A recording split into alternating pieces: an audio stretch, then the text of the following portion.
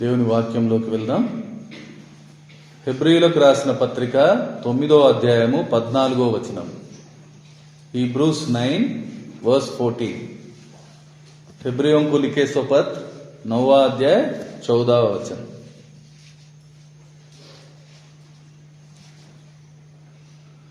నిత్యుడగు ఆత్మ ద్వారా తన్ను తాను దేవునికి నిర్దోషినిగా అర్పించుకొనిన క్రీస్తు యొక్క రక్తము నిర్జీవ క్రియలను విడిచి జీవము గల దేవుని సేవించుటకు మీ మనస్సాక్షిని ఎంతో ఎక్కువగా శుద్ధి చేయును.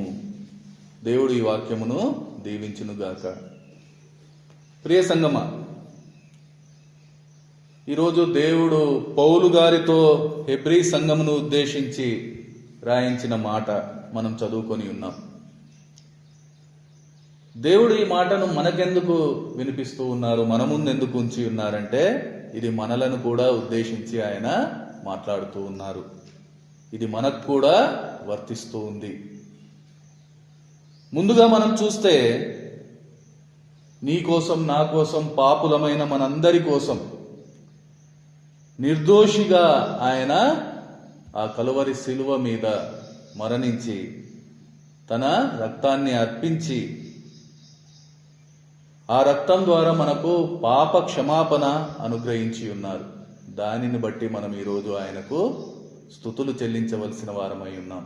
దేవునికి స్తోత్రం, హల్లెలూయా.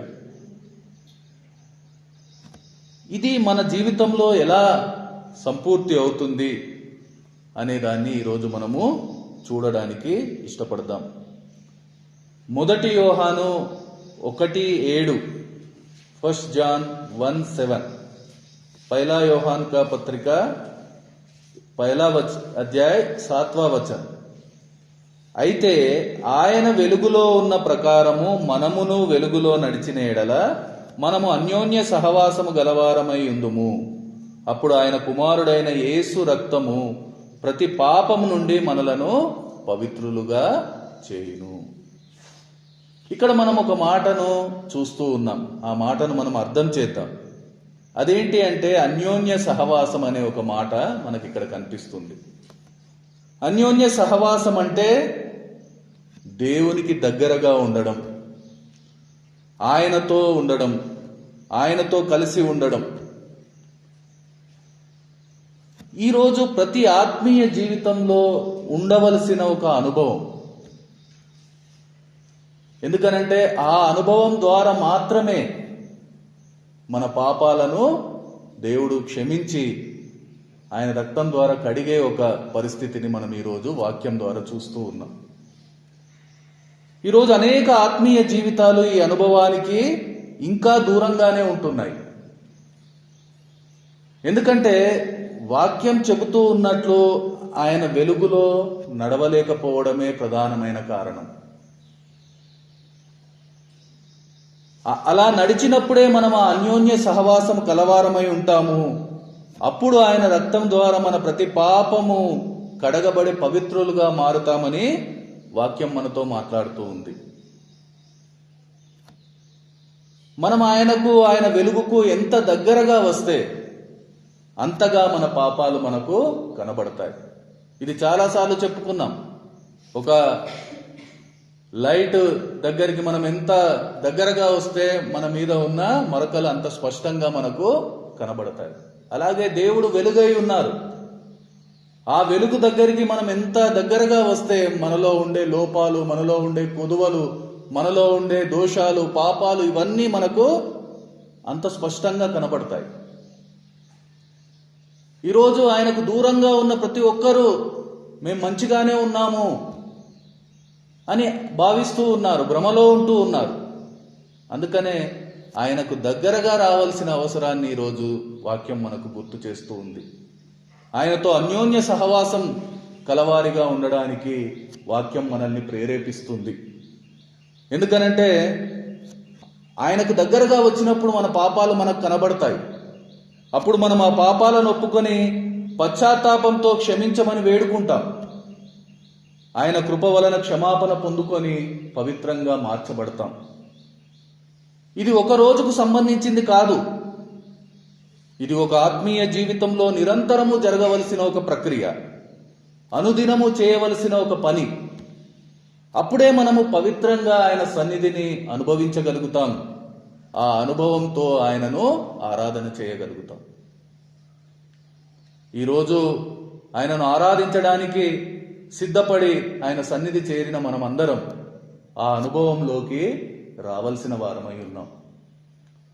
అందులో భాగంగానే దేవుని వాక్యం ఆయనకు మరింత దగ్గరగా మనల్ని చేర్చుటకు, ఆ జీవము గల దేవుణ్ణి మనం ఇంకా సేవించుటకు, మనలను మరింత పవిత్రులుగా మార్చుటకు, పవిత్ర హృదయంతో ఆయనను ఆరాధించుటకు మనల్ని ఈరోజు సిద్ధపరుస్తూ మనతో మాట్లాడుతూ ఉంది. మనకు కనబడని, మనం గ్రహించలేని ఒక పాపాన్ని ఈరోజు మనకు గుర్తు చేస్తూ ఉంది. అదే నిర్జీవ క్రియలు. మొదటగా ఈ నిర్జీవ క్రియలు అనేది ఒక పాపంగా మనం అర్థం చేయాలి. చాలామంది వీటిని ఒక పాపంగా భావించడం లేదు.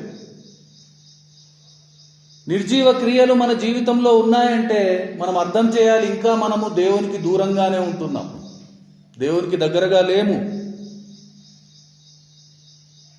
ఈ నిర్జీవ క్రియలను విడిస్తేనే ఆయనను సేవించగలుగుతాం.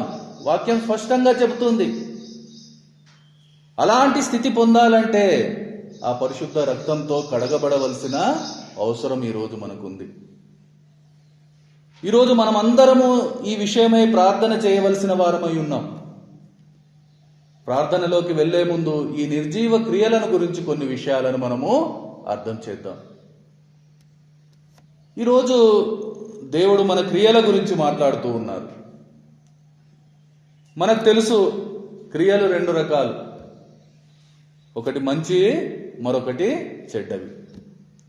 మంచి క్రియలంటే ఆత్మానుసారమైనవి, చెడు క్రియలంటే శరీరానుసారమైనవి. గలతీయులకు రాసిన పత్రికలో మనము అది ఎన్నోసార్లు చదువుకొని ఉన్నాం. శరీర క్రియలేంటి, ఆత్మక్రియలేంటి అనేది. ఇంకా చెప్పాలంటే మంచి క్రియలంటే దేవుణ్ణి సంతోషపెట్టేవి, చెడు క్రియలంటే దేవుణ్ణి బాధ పెట్టేవి.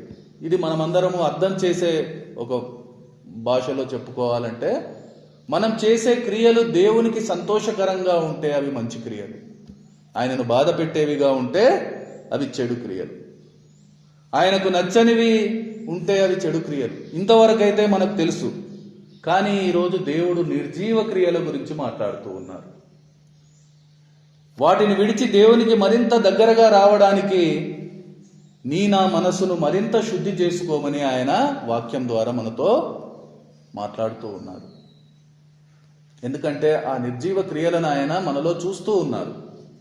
ఆ నిర్జీవ క్రియల ద్వారా ఆయన దగ్గరికి రాలేని పరిస్థితిని ఆయన గమనిస్తూ ఉన్నారు. అందుకనే ఆ నిర్జీవ క్రియలను విడిచి నా దగ్గరికి రమ్మని, అలా వచ్చిన వారిని తన రక్తంతో కడిగి పవిత్రపరుస్తానని ఆయన ఈరోజు మనకు ధైర్యం ఇస్తూ ఉన్నారు. నిర్జీవ క్రియలంటే ఏమిటి మనం అర్థం చేయాలి. ఇవి చెడ్డ క్రియలు కాకపోవచ్చు, ఇది బయటికి చూడడానికి మంచి క్రియలుగా కనిపించవచ్చు, కానీ వాటి ఉద్దేశం సరిగ్గా ఉండకపోవచ్చు. అందుకనే చాలామంది వీటి విషయంలో తప్పటడుగు వేస్తూ ఉన్నారు, మోసపోతూ ఉన్నారు. అందుకనే దేవుడు ఈరోజు వాటిని మనకు గుర్తు చేస్తూ ఉన్నారు. వాక్యం ద్వారా వాటిని మనం చూడడానికి, అర్థం చేయడానికి ప్రయత్నం చేద్దాం. 2 కొరింథీయులకు రాసిన పత్రిక 9:7, 2 Corinthians 9:7. कोरिन्थियों को लिखे सो दूसरा पद 9 अध्याय 7वां वचन. ఇక్కడ మనం చూస్తూ ఉన్నాం, సనుగు కొనకయు బలవంతముగా కాకయు ప్రతివాడును తన హృదయములో నిశ్చయించుకొనిన ప్రకారము ఇయ్యవలెను, దేవుడు ఉత్సాహముగా ఇచ్చును వానిని ప్రేమించును. ఇక్కడ మనం ఒక క్రియ చూస్తూ ఉన్నాం, అది ఇచ్చే క్రియ, ఇచ్చుట. ఇది దేవునికి ఎంతో ఇష్టమైన ఒక పని. వాక్యంలో మనం ఏం చూస్తూ ఉన్నాం? దేవుడు ఉత్సాహంగా ఇచ్చేవాడిని ప్రేమిస్తూ ఉన్నారు అని చూస్తూ ఉన్నాం. అలా కాకుండా సనుగుతూ గొనుగుతూ, ఏ ఉత్సాహం లేకుండా ఏ సంతోషం లేకుండా తప్పదు అనుకుంటూ ఒక ఆచారంలా చేస్తే అది మంచి పనే కావచ్చు, దేవునికి ఇష్టమైన పనే కావచ్చు, కానీ అది నిర్జీవ క్రియగా మారిపోతుంది. దీని వలన దేవునికి మహిమ లేదు, మనకు మేలు కలగవు. ఇది మనం అర్థం చేయాలి. ఏది చేసినా మనము సంతోషంగా, ఉత్సాహంగా మనం చేయవలసిన అవసరం ఉంది. సనుగుతూ గొనుగుతూ ఒక ఆచారంలా తప్పదు కాబట్టి చేసే ఒక విధానము ఈరోజు మనం వదిలిపెట్టవలసిన అవసరం ఉంది. ఎందుకంటే ఈ పరిస్థితి మనల్ని దేవునికి ఇంకా దూరంగానే ఉంచుతుంది. అలాగే రెండవదిగా మనం చూస్తే యోహాను సువార్త 21:15-18 వచనాలను మనం చూస్తే అక్కడ పేతురు గారికి దేవుడు బాధ్యత అప్పగించే సమయంలో జరిగిన సంభాషణ మనకు కనబడుతుంది. వారు భోజనం చేసిన తరువాత యేసు సీమోను పేతురును చూచి, యోహాను కుమారుడవైన సీమోను, వీరికంటే నీవు నన్ను ఎక్కువగా ప్రేమించుచున్నావా అని అడగగా, అతడు, అవును ప్రభువా, నేను నిన్ను ప్రేమించుచున్నానని నీవే ఎరుగుదువని ఆయనతో చెప్పెను. యేసు, నా గొర్రె పిల్లలను మేపుమని అతనితో చెప్పెను. మరలా ఆయన, యోహాను కుమారుడమైన సీమోను, నన్ను ప్రేమించుచున్నావా అని రెండవసారి అతన్ని అడగగా, అతడు, అవును ప్రభువా, నేను నిన్ను ప్రేమించుచున్నానని నీవే ఎరుగుదువని ఆయనతో చెప్పెను. ఆయన, నా గొర్రెలను కాయుమని చెప్పెను. మూడవసారి ఆయన, యోహాను కుమారుడైన సీమోను, నన్ను ప్రేమించుచున్నావా అని అతన్ని అడిగాను. నన్ను ప్రేమించుచున్నావా అని మూడవసారి తన్ను అడిగినందుకు పేతురు వ్యసనపడి, ప్రభువా, నీవు సమస్తము ఎరిగిన వాడవు, నిన్ను ప్రేమించుచున్నానని నీవే ఎరుగుదువని ఆయనతో చెప్పెను.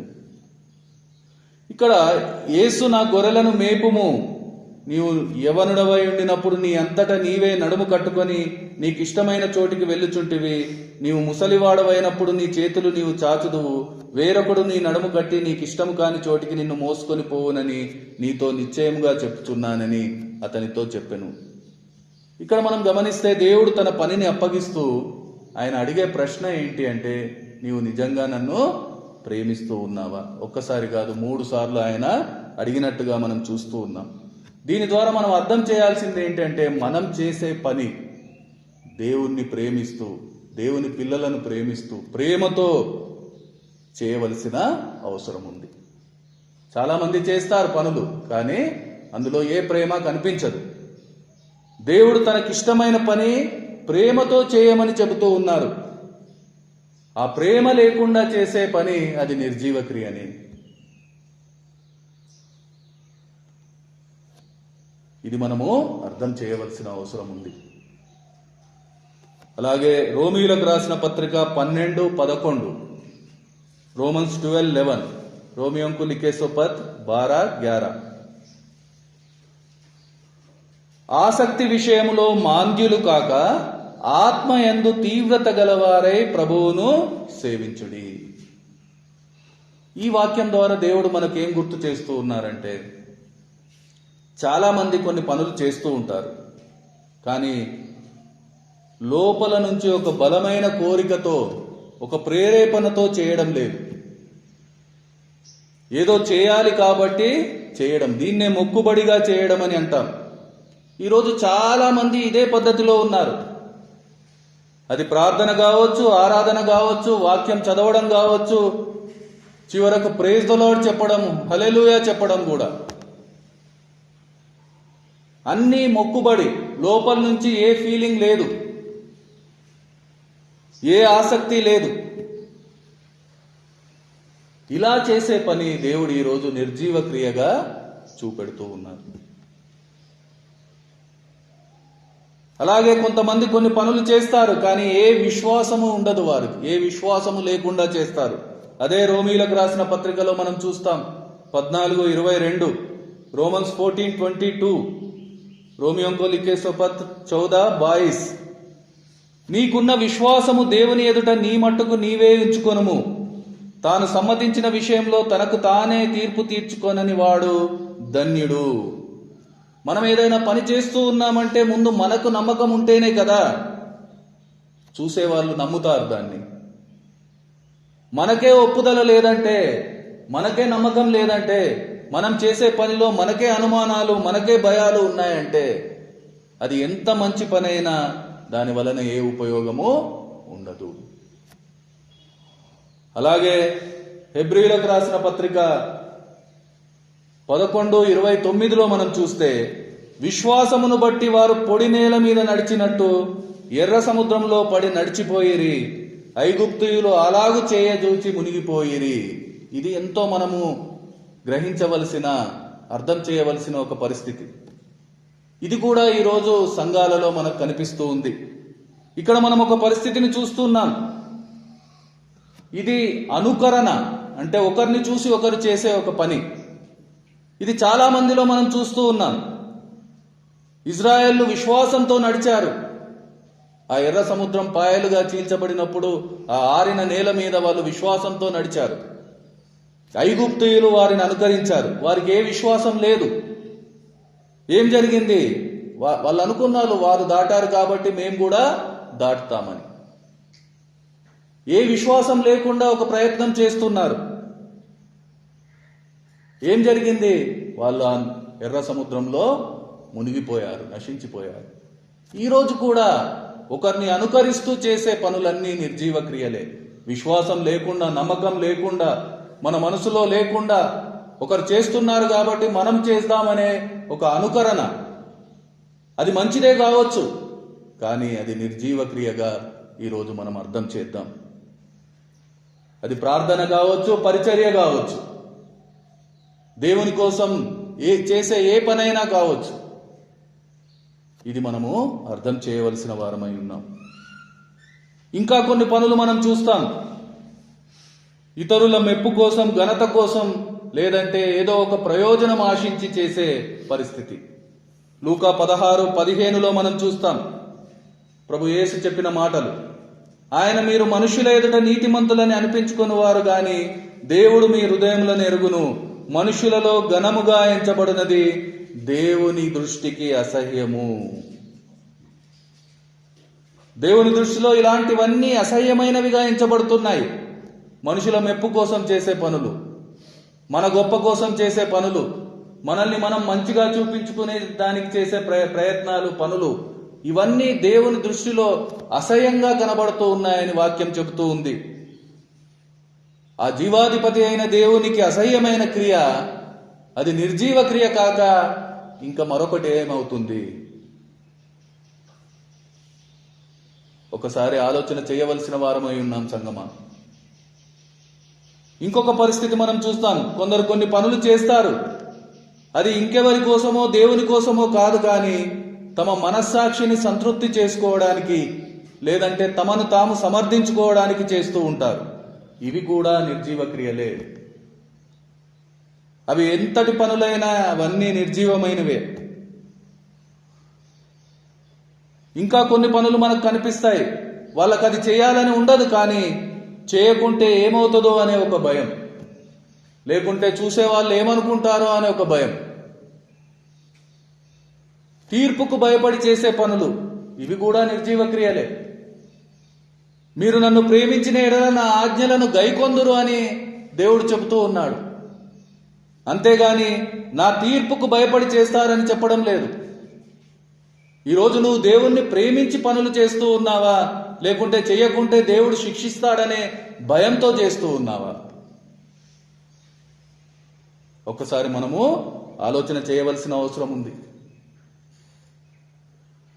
అలాగే మనందరికీ తెలిసిన ఉపమానం, ఆయన తోటలో పనిచేయడానికి మనుషులను తీసుకుపోయిన ఉపమానం మనకందరికీ తెలుసు. మత్తయి సువార్త 20వ అధ్యాయంలో మనం చూస్తాం. యజమాని సేవకులను ఏర్పాటు చేసుకోవడం, పని ఇవ్వడం, ప్రతిఫలం ఇవ్వడం. అందులో ఆయన సీనియారిటీని చూడలేదు, క్వాంటిటీ చూడలేదు, సమయం చూడలేదు. ఆయన చిత్తం, ఆయన కనికరం, ఆయన న్యాయం ఏం చూసింది అనంటే విధేయతను చూసింది. దాన్ని అర్థం చేయలేని వారు కడపటి వారుగా మిగిలిపోయిన పరిస్థితి మనం చూస్తూ ఉన్నాం. ప్రతిఫలం ఆశించి దానికోసమే చేసే పనులు ఇలాంటివే. అవి కూడా నిర్జీవమైనవే అని అర్థం చేద్దాం. అది న్యాయమైనదిగా కనిపించవచ్చు, కానీ దేవుని న్యాయం ముందు అవన్నీ నిర్జీవమైనవే. ఇక్కడ పనివారు ఎప్పుడొచ్చారు, ఎంత చేశారన్నది ముఖ్యం కాదు. దేవుని చిత్తం, ఆయన న్యాయం అనుసరించే ఫలితం ఉంటుంది, అంతకు మించి ఏ ఫలం ఉండదు. ఇది అర్థం చేయలేని ఆలోచన, ఇది అర్థం చేయలేని పని ఏదైనా అది నిర్జీవమే. ఈరోజు మనం చేసే ఏ పని అయినా దేవుడు ఫలం ఇచ్చేవాడుగా ఉన్నారు. ఆయన ఇచ్చే ఫలాన్ని మనం మనసులో పెట్టుకొని చేసినప్పుడే అది మంచి క్రియగా, జీవక్రియగా ఉంటుంది. అలా కాకుండా మన ఆలోచనలతో, మన ఆశలతో, మన ఇష్టాలతో మనం ప్రతిఫలం ఆశించి, ఏదో ఒకటి ఆశించి చేసే పని అది ఎప్పుడూ నిర్జీవ క్రియనే. అలాగే మరియా మార్తాల విషయంలో కూడా మనం చూస్తాం.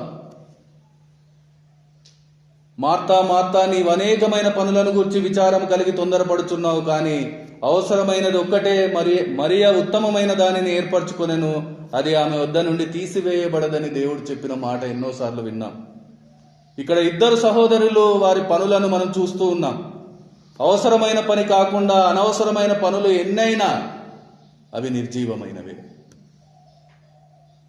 ఇది మనము ఈరోజు అర్థం చేద్దాం. ఎందుకనంటే ఇక్కడే మనం మోసపోతూ ఉన్నాం. దేవుని వాక్యం స్పష్టంగా చెబుతుంది, ఈ నిర్జీవ క్రియలను విడిచిపెట్టకపోతే నువ్వు దేవునికి దగ్గరగా కాలేవు. ఆయన రక్తంతో నీ పాపాలను కడగబడే ఒక పరిస్థితికి నువ్వు రావు. పవిత్రునిగా నువ్వు మారలేవు. ఇది మనం ఈరోజు అర్థం చేయవలసిన అవసరం ఉంది. చివరగా మత్తయి సువార్త 5:14-16 వచనాలను మనం చూస్తే, మాథ్యూ 5:14-16, మత్తీ 5:14-16, మీరు లోకమునకు వెలుగై ఉన్నారు, కొండ మీద నుండి పట్టణము మరుగై ఉండనేరదు. మనుషులు దీపము వెలిగించి కొంచెం క్రింద పెట్టరు, కానీ అది ఇంట నుండి వారికి అందరికీ వెలిగించుటకై దీపస్తంభము మీదనే పెట్టుదురు.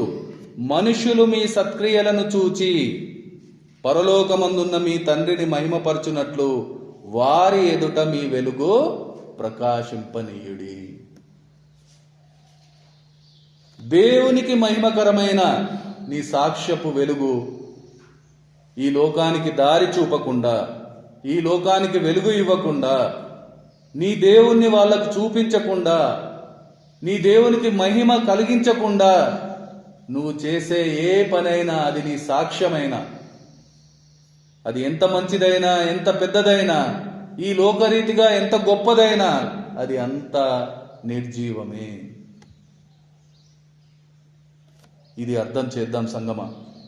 దేవుడు ఈరోజు మన పనులను చూస్తూ ఉన్నారు, మన ఆలోచనలను గమనిస్తూ ఉన్నారు. ఆయనను సంతోషపెట్టలేని, ఆయనను ప్రేమించకుండా చేసే పనులు, ఆయన ప్రేరేపణ లేకుండా, ఏ ఆసక్తి లేకుండా చేసే పనులు, విశ్వాసం లేకుండా చేసే పనులు, ఇతరులను అనుకరిస్తూ చేసే పనులు, ఇతరుల మెప్పు కోసం చేసే పనులు, మంచి పేరు కోసమో ఘనత కోసమో చేసే పనులు, మనల్ని మనం తృప్తిపరచుకోవడానికి చేసే పనులు, తీర్పుకు శిక్షకు భయపడి చేసే పనులు, ప్రతిఫలం ఆశించి చేసే పనులు, దేవుని చిత్తం కాని పనులు, ఆయనకు మహిమను తేలేని పనులు, ఆయనను చూపించలేని పనులు, ఇలా ప్రతి పని ఈరోజు నిర్జీవమైనదే. ఈ నిర్జీవ క్రియలను విడిచిపెట్టమని దేవుడు ఈరోజు మనతో మాట్లాడుతున్నారు. అంతేకాదు, అది ప్రార్థన కావచ్చు, పరిచర్య కావచ్చు, సహవాసం కావచ్చు, స్తుతి ఆరాధన కావచ్చు, ఇలా ఏది చేసినా అది దేవునికి మహిమకరంగా, దేవునికి ఇష్టంగా మనం చేయవలసిన అవసరం ఉంది.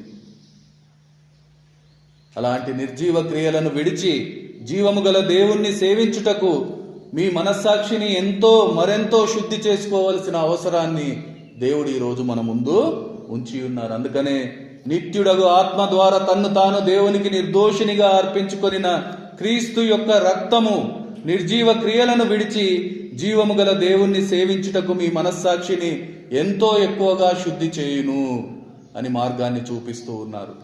ఆ మార్గం మనం చేరాలంటే ఆ ఫలం మనం పొందాలంటే ఈ నిర్జీవ క్రియలను విడిచిపెట్టవలసిన అవసరం ఉంది. ఇది అర్థం చేసిన వారమై ఆరాధన చేసుకుందాం.